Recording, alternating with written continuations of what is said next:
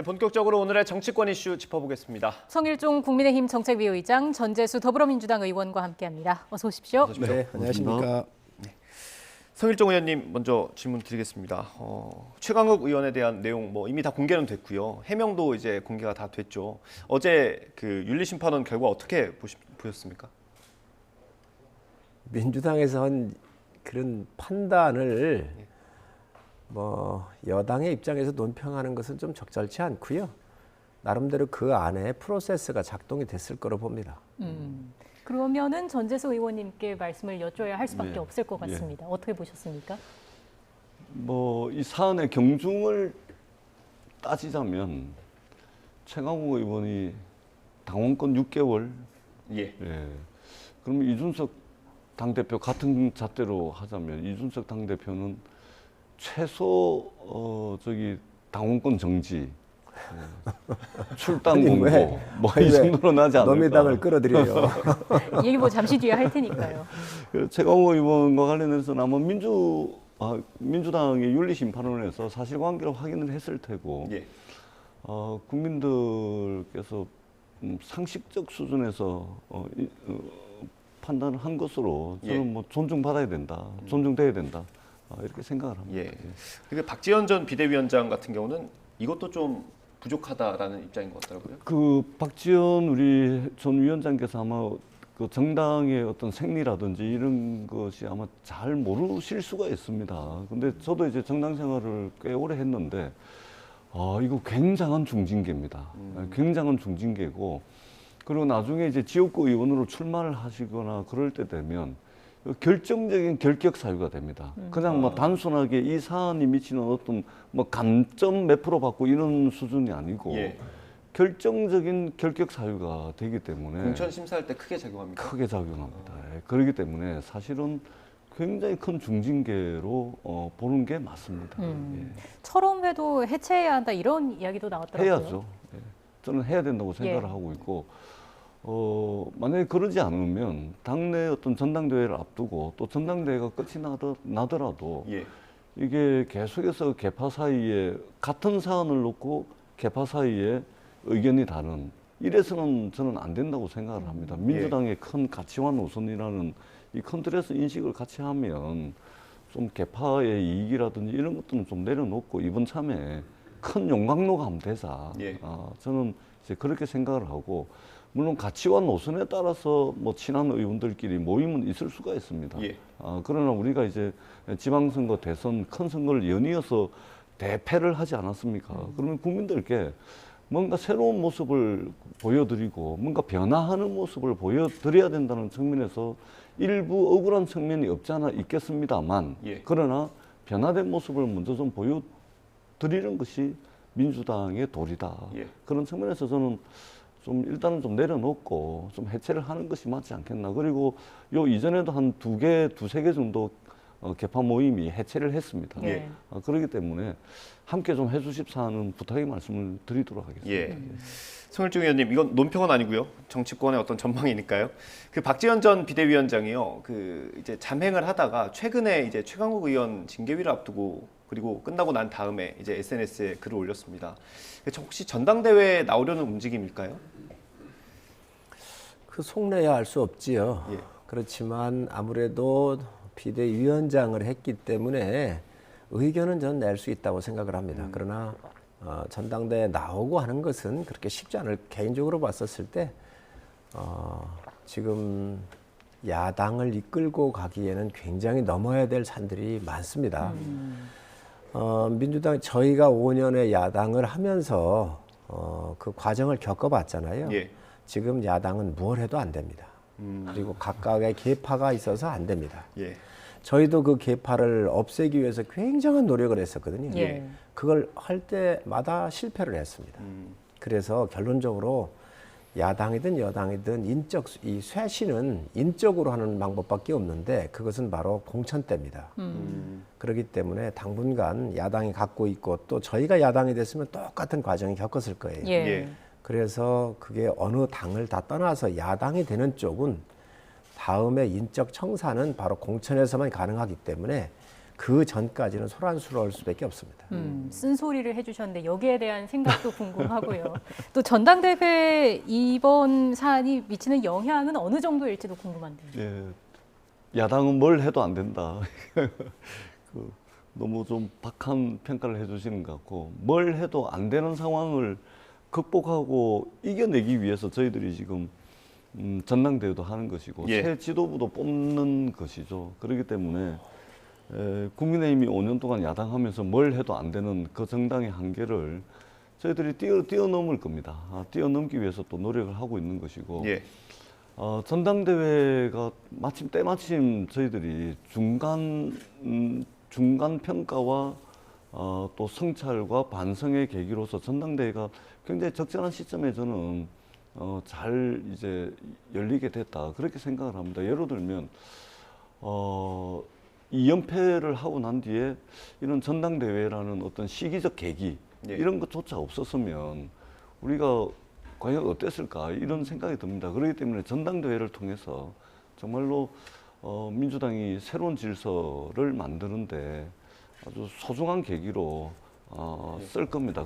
그래서 이제 초선, 재선, 3선 의원 모임들이 지금 계속 지금 공개, 비공개로서 열리고 있고 또 각급 단위에서 대선 평가, 지방선거 평가가 이루어지고 있습니다. 저희들 재선 의원들 같은 경우도 내일 모레 또 비공개로 벌써 4번째 회의인데 진행이 되고 있습니다. 이런 노력들이 전당대회까지 쌓이고 해서 정말로 민주당이 그동안 정치하는 방식의 문제에서부터 가치와 노선에 이르기까지 좀 다시 한번 돌아보고 다시 한번 가다듬는 그런 계기가 될 것이라고 저희들은 생각을 하고 있습니다. 말씀하시죠. 저희가 탄핵 이후에 대선에서부터 오전 5패했잖아요. 21대에 들어와 가지고 이번 2년 전입니다. 21대 들어와 가지고 저희가 또 대패했죠. 100석을 못 건졌잖아요. 그래서 비례까지 합해 가지고 103석을 저희가 획득을 했었는데 그때 이제 비대위 체제로 갈 거냐, 전당대회의 자강 체제로 갈 거냐 이게 경론이 붙었었어요. 근데 그 당시에 이제 자강으로 가자고 스스로 전당대회를 통해 가지고 자체적으로 대표를 뽑고 하자고 하는 자강으로 가자고 하는 파들은 비대위가 3번 있었거든요. 3번 다 실패했다. 이 논리가 또 일부가 있었습니다. 그 맞는 얘기입니다. 그러면 전당대회 열었었던 3번의 또 당대표들이 있었습니다. 이정현 대표, 그리고 홍준표 대표, 황교안 대표가 있었는데 이분들은 그럼 성공했느냐? 이분들 뭐 더 실패한 적이 있었죠. 그래서 이게 야당이 되고 나면 굉장히 어렵습니다. 그런데 국가를 위해서는 건강한 야당이 좀 센 야당이 나오는 게 좋죠. 여당을 견제해야 되니까.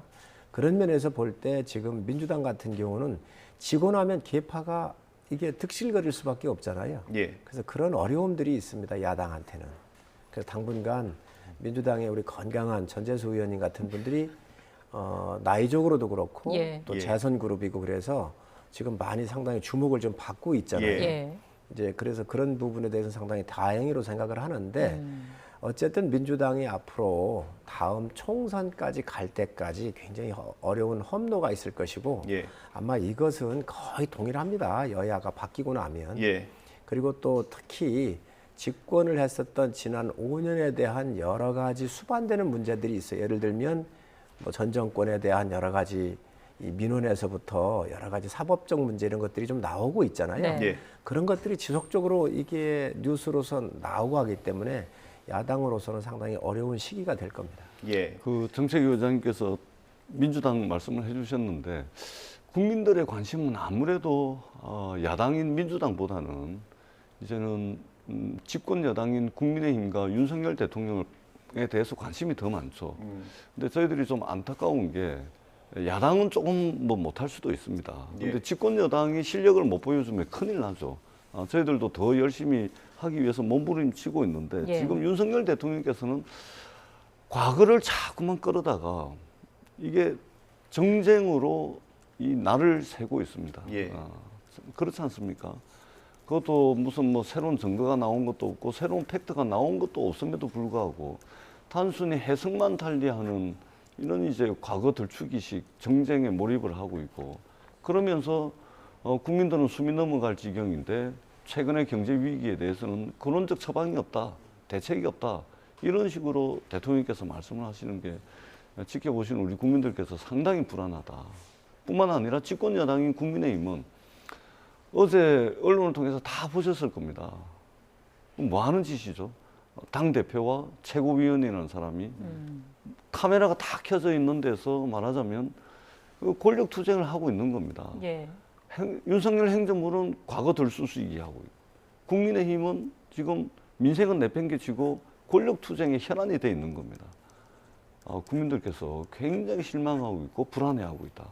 이 모든 에너지와 모든 역량을 경제 위기 극복하는데 쏟아도 지금 이게 될까 말까 하는 판에 예. 대통령은 처음부터 포기해 버립니다. 대책 없다는 이야기.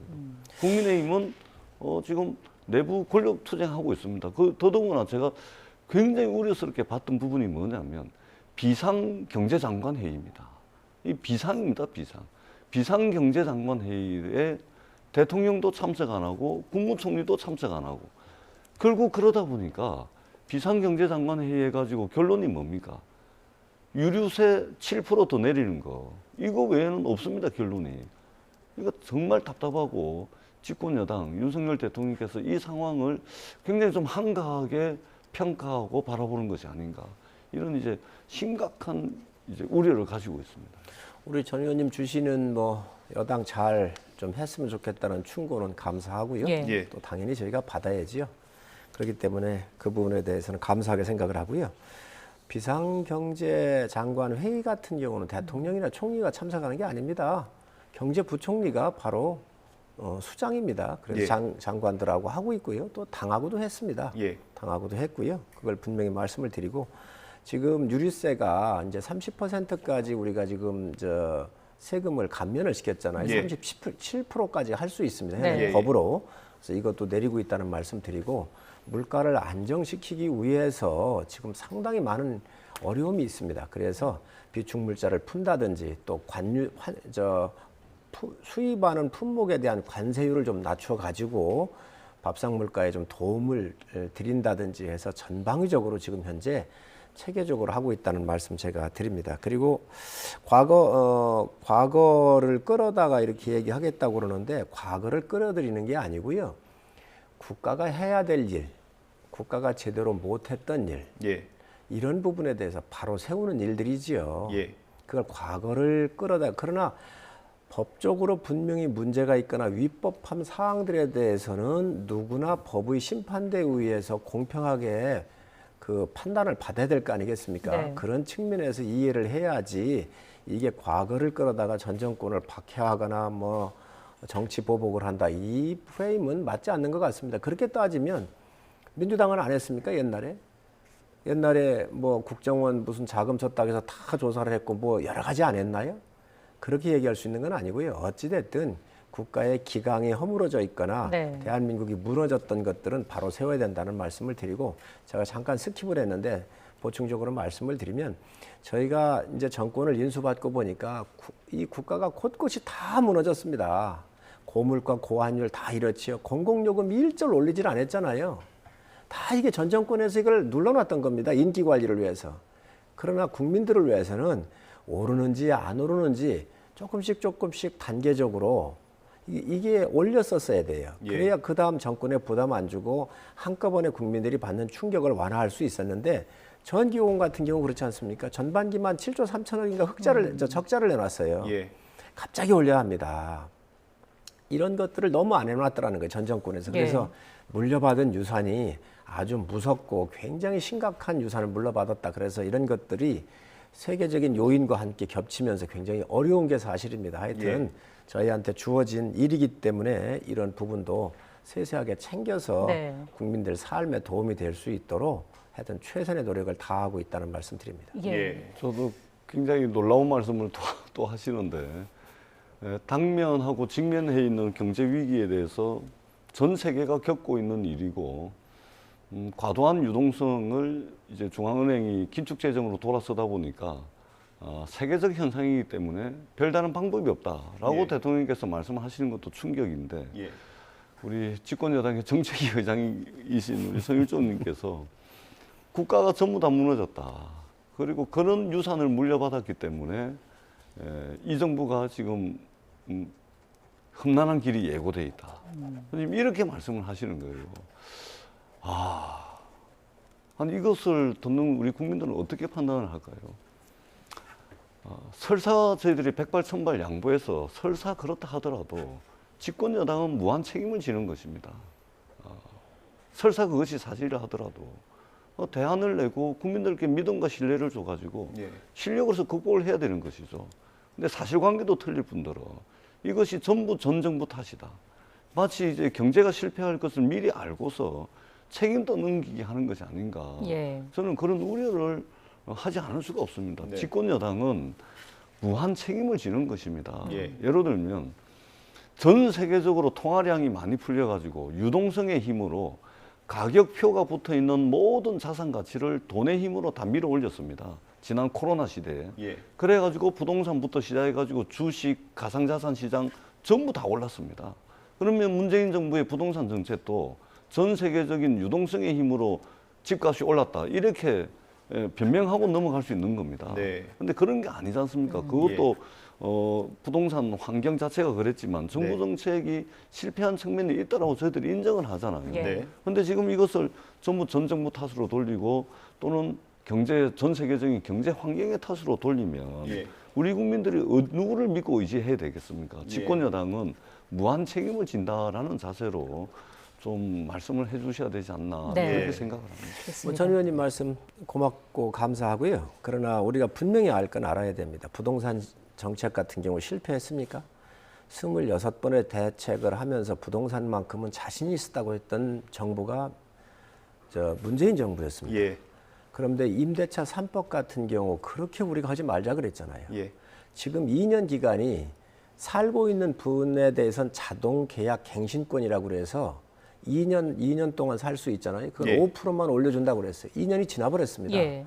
이제 앞으로 여기 폭등을 할 문제가 여러 곳곳에서 나와 있습니다. 이런 거 해하셨습니까? 그다음에 노동개혁, 연금개혁, 교육개혁 같은 게 하나라도 해놓으셨는가요? 요간 먹으려고 안 했습니다. 외교, 국방 다 무너지지 않았습니까? 정말 여러 가지 측면에서 저희가 이것을 회피하려고 아니라 맞습니다. 전 의원님 말씀하는 대로 정권을 저희가 잡았기 때문에 이거에 대해서 저희가 다 책임을 져야 합니다. 그러나 전 정부로부터 받았었던 많은 이런 유산들이 굉장히 무겁고 상당히 힘든 것이다. 이 부분은 좀 저희가 얘기를 안 드릴 수가 없습니다. 알겠습니다. 경제에 대한 그 논쟁 자체는 굉장히 좋았는데 저희가 준비한 내용이 있어서 그 내용을 좀 여쭤봐야 될 것 같습니다. 그 이준석 대표가 이제 내일 윤리위 심의를 받지 않습니까? 이게 징계 처분이 총 4단계더라고요. 경고, 당원권 정지, 탈당 권유, 제명 이렇게 4단계인데 사실 대표 입장에서는 경고만 받아도 좀 부적합하다 이런 비판이 있을 수도 있지 않습니까? 저는 여러 차례 이 얘기를 했는데 지금 윤리가 국민의힘의 윤리입니다. 근데 이 윤리가 과연 국민의힘의 윤리인지 아닌지 전 이해할 수가 없어요. 5월 29일인가 그럴 거예요. 지선이 한창 진행되고 있을 때 아닙니까? 근데 그 당시에 이제 우크라이나를 대표께서 가겠다라고 하는 게 이게 언론에 이제 발표가 된 거예요. 이제 이게 리크가 되니까 이제 발표를 한 거예요. 그러니까 당시에 뭐 한 분이 해외로 도피하는 거 아니냐 그러면서 출국 금지를 요청했단 말이지요. 저는 뭐 그럴 수 있다고 봅니다. 개인적 신분에서 그렇게 또 할 수도 있다고 봐요. 그 부분은. 그런데 우리 당의 윤리위원장이 6월 2일 날 윤리를 열겠다 그랬어요. 세상에 6월 1일이 지방선거 아닙니까? 선거를 2, 3일 앞에 두고 어느 당 윤리위원장인데 집권당의 당대표를 해외 출국하는 지방선거 끝나는 다음 날 윤리를 열겠다라고 하는 분이 어디 있습니까? 그래서 문제가 되니까 그걸 이제 연장해서 여기까지 온 거지요. 그리고 윤리를 열더라도 지금 성접대 받았다라고 얘기를 하는 것인데 그러면 경찰 조사도 지금 나온 게 없지 않습니까? 결과물이. 두 번째 증거가 있나 피해자가 있나 아무것도 없지 않습니까? 그렇다고 한다면 이걸 뭘 가지고 열을 것인가? 그러면 뭐 7억인가 얼마에 뭐 각서를 써줘서 이거에 대해서 증거 인멸하고 무마하려고 했다는 게 품위 손상이라는 이야기인데 그렇다고 한다면 그 부분은 조사를 한 연후에 그 네. 조사의 결과를 가지고 그게 윤리적으로 문제가 있는가 없는가를 판단하는 게 저는 맞다고 생각을 합니다. 그래서 이 문제가 있으면 징계를 해야 되고 어떤 조치도 다 해야죠. 예. 그러나 그런 과정에서 상당히 미숙한 부분이 너무 많다. 윤리가 독립된 기구입니다. 예. 그러니까 독립된 기구라고 그래가지고 모든 것을 그 기본적 원칙도 무시하고 다 할 수 있는 건 아니잖아요. 그래서 전 이거 같은 경우는 상당히 지금 미숙하게 대응해 왔고 지금 하고 있는 것도 저는 잘못됐다고 생각을 합니다. 말씀 들어보면 일단 수사기관에서 사건에 대한 결론을 내리기 전에 윤리위가 먼저 판단하는 거에 대한 어떤 부담도 있을 것 같고요. 일각에서는 내일 그 정무실장에 대한 징계 여부를 먼저 논의한 뒤에 그 결과에 따라서 이준석 대표에 대한 징계도 논의하지 않겠느냐라는 시각도 있는 것 같더라고요. 그럴 가능성이 있습니까? 저는 뭐 그 과정 어떻게 할지는 모르지요. 왜냐하면 그 독립된 기구라서 또 아는 것도 없고 그렇지만 지금 방금 말씀하신 대로 그런 정황에 대해서 뭐 당무 감사를 시킨다든가 해서 조사를 한 이후에 그 결과가 나왔었을 때 이게 윤리를 열어서 뭐 당원권 정지가 될지 뭐가 될지 경고가 될지 뭔가 될지 모르지만 그 이후에 논할 사항이지 어떤 결과도 윤리는 조사하는 권한이 없지 않습니까? 조사를 한다면 당의 당무감사실이나 이런 쪽 가가지고 제대로 조사를 시켜야지요. 그 결과를 가지고 판단을 하는 것이 윤리인데 지금 조사도 안 된 상태에서 이거를 연다? 저는 이게 시스템적으로 저는 작동이 안 되고 있다라고 생각을 합니다. 의원님 하실 말씀 있으시죠? 뭐 저희들 코가 석자라. 근데 그렇게 판단을 하시는 것 같아요. 윤석열 대통령과 집권 세력의 핵심 코어에 계신 분들이 이준석하고는 같이 못 가겠다. 이준석을 안고 가다가는 두고 화가 될 것 같아. 그렇게 판단을 하는 것 같습니다. 당권 다툼의 일환이라고 보십니까? 권력 다툼이죠. 권력 다툼이고 또 집권 세력 내부의 어떤 차기 구도와도 밀접하게 연관이 되어 있는 것 같고 그래서 나중에 화가 될 만한 씨앗은 미리 제거하겠다. 이번 참에 제거하고 가자. 막 그렇게 하는 것 같아요. 그래서 어제 최고위원회의에서도 윤핵관들이 결국은 윤석열 대통령 라인들이 결국은 배현진 의원을 투입을 해서 그렇게 사사건건 싸움을 하게 만드는 거 아닙니까? 우리 국민들이 다 보고 있죠. 저는 뭐 그렇게 보는데 내일 아마 당대표직을 수행할 수 없을 정도의 징계 처분이 나올 것으로 그렇게 저희들은 보였습니다. 일단 내일 저녁 7시로 예정이 돼 있습니다. 그 이후의 상황은 또 저희가 이후에 또 다뤄보도록 하고요. 우리 전 의원님이 야당 잘하시는 거예요. 막 그냥 갔다가 그냥 여러 가지 추측도 하고 이렇게 하셔서 야당 잘하고 계십니다. 아니요. 저도 들은 이야기가 있습니다. 알겠습니다. 내일 한번 보겠습니다. 주제를 좀 바꿔보겠습니다. 이번에 정치권의 가장 뜨거운 이슈입니다. 서해 공무원 피살 사건과 관련한 이야기인데요. 여야가 이번엔 정보 공개를 두고 서로 다른 입장을 내놓으면서 맞서고 있습니다. 오늘 아침 윤석열 대통령 출근길 발언까지 이어서 들어보시겠습니다. 국민의힘 의원들이 안보 해악을 감수하고라도 9월 24일 당시 국방위 비공개 회의록 공개를 간절히 원한다면 국회법에 따라 회의록 열람과 공개에 협조하겠습니다. 이것으로도 의문이 풀리지 않는다면 윤석열 정부의 판단 아래 미국 측의 협조를 받아 당시 SR 정보를 공개하면 됩니다. 대통령 심기를 건드리지 않기 위해서인지 국민의 생명을 포기했던 것이 아니냐라는 의문이 그 당시부터 제기되었고 여전히 해결이 안 되고 있습니다. 이런 내용들은 그 뭐 특수정보 SI라고 하는 그것을 본다고 해서 파악되는 것이 아니라 대통령 기록물을 봐야 됩니다. SI라고 하는 것이 그게 아마 국민들께 그냥 공개하는 것이 그 간단한 문제는 아니라고 저는 생각을 하고 그런 거를 공개하라고 하는 그 주장 자체는 좀 받아들여지기가 좀 어렵지 않나 싶은데 하여튼 검토를 좀 해보겠습니다. 어떤 건지. 네, 두 분의 생각을 간략하게 좀 들어볼까요? 먼저 말씀해 주시죠. 이 서해 해수부 공무원 피격 사건은 있을 수 없는 일입니다. 15시 30분, 오후 3시 30분 정도에 북한이 우리 공무원을 발견한 거잖아요. 그리고 22시에 6시 36분에 대통령한테 서면 보고가 됩니다. 그리고 22시경에 피사를 해가지고 기름 부어서 불로 태우는 과정이 나오는 거잖아요. 그러면 우리 정부는 이 기간 동안 무엇을 했는가? 국가가 제 역할을 했는가? 대통령은 제 역할을 했는가? 한 분의, 더군다나 우리 공무원입니다. 공무를 수행하다가 당한 일입니다. 예. 이 공무원에 대해서 지금 현재 인권이고 뭐고 아무것도 없는 거 아니에요. 국가가 없었던 거 아니에요. 그렇기 때문에 국민들이 들끓는 분노를 일으키는 것이거든요. 이거에 대해서 그러니 대통령 기록물로 지금 이거를 안 한다고 그러니 대통령 기록물을 다 3분의 2 이상 국회가 동의를 해주면 볼 수 있으니까 이거를 보게 해달라는 이야기고요. 아까 SI 특수정보 얘기가 나오는데 바로 대통령 기록물 속에는 SI까지 다 포함이 되어 있습니다. 네. 이 SI, 이 특수정보라고 하는 것은 감청이나 뭐 이런 것들이 될 텐데 그거는 예를 들면 북측에서 자기들끼리 이야기하는 일부분의 판단의 자료밖에 안 되기 때문에 전반적으로 국가가 어떻게 컨트롤하고 우리 이 공무원을 다시 구출하기 위해서 아니면 어떤 과정을 거쳐서 보호하려고 하는 그러한 국가의 노력이 있었는지 아니면 그런 과정이 없었는지 이 기록물 통해서 한번 보자는 거예요. 이거 네. 보면 될 일입니다. 예. 그 의원님 반론계를 드려야 되는데 사실 저희가 예정된 발표가 있어가지고요. 행안부가 오늘 경찰 통제 방안을 발표하기로 했거든요. 행안부 안에 관련 조직을 만드는 내용이 포함될 걸로 전해졌고요. 현장 연결해서 직접 들어보겠습니다. 개선 자문위원회 운영 결과에 대한 브리핑을 시작하겠습니다. 먼저 참석해 주신 분들 소개해 드리겠습니다. 황정근 자문위원장이십니다.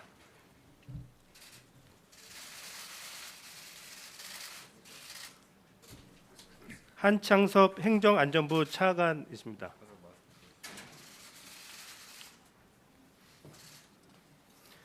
윤석대 위원이십니다.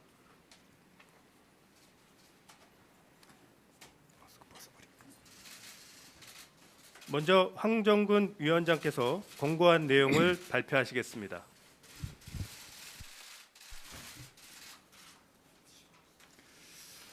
예, 안녕하십니까.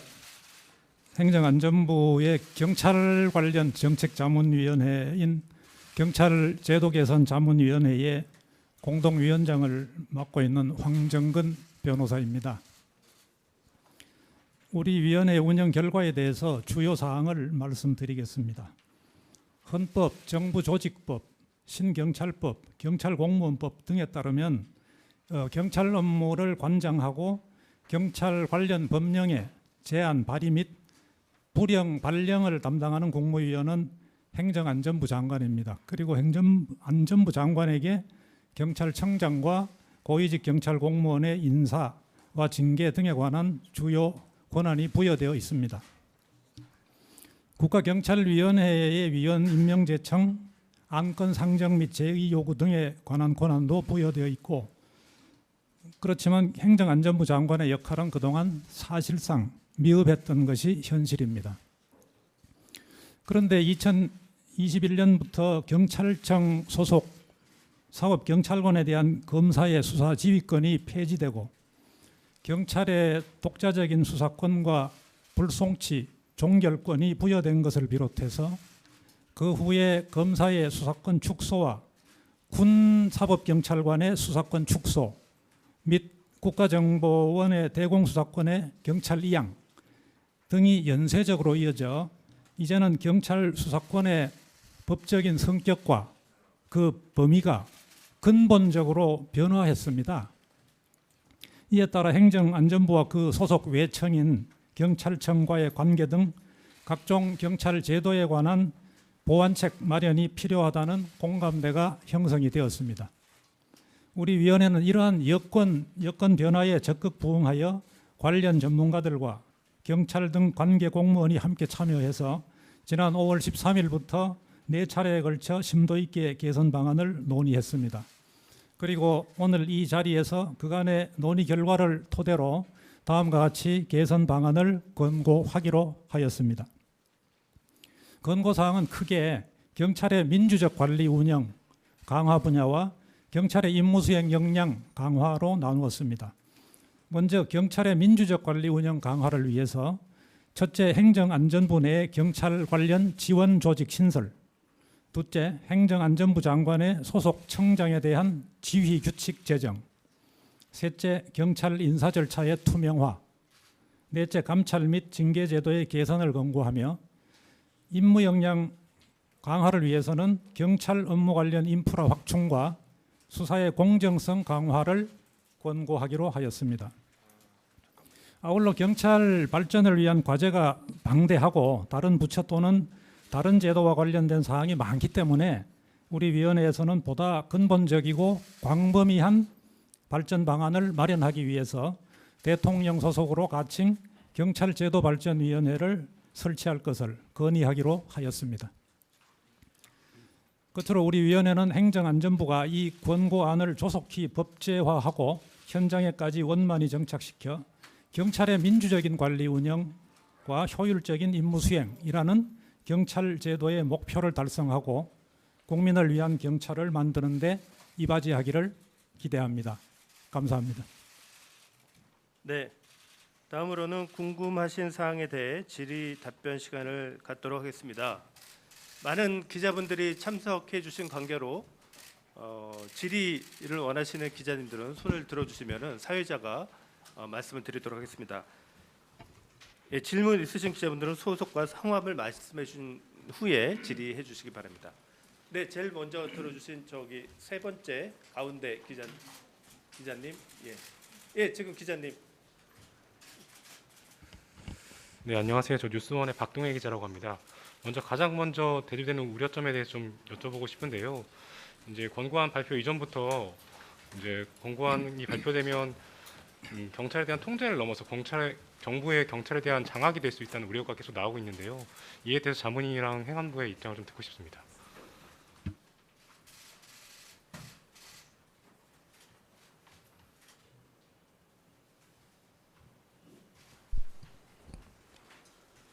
네, 우리